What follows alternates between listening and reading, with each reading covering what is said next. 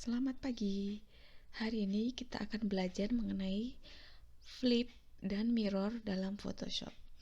Foto yang akan kita gunakan adalah foto ini. Pertama-tama kita akan mengcopy layer. Shortcutnya adalah Ctrl plus J. Nah, sudah ada layer 1. Langkah kedua yaitu mengubah ukuran kanvas. Kita masuk ke image, kemudian canvas size, klik.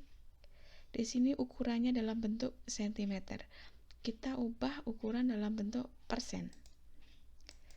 Oke, ini ukuran 100%, lebar 100%, tinggi 100%. Kita ubah lebar menjadi 200%.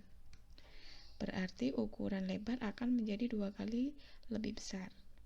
Klik OK.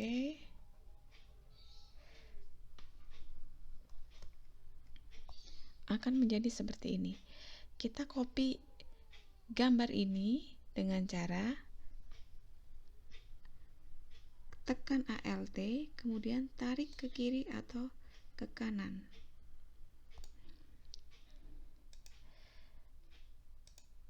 Kemudian gambar di layar 1 kita tarik ke kanan.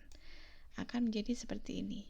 Kita flip atau kita putar gambar ini secara horizontal dengan cara edit, kemudian transform, kemudian flip horizontal. Nah, akan menjadi seperti ini. Untuk menggabungkan layer 1 copy dan layer 1, kita gunakan merge down. Klik kanan, kemudian pilih merge down. Oke, silahkan dicoba.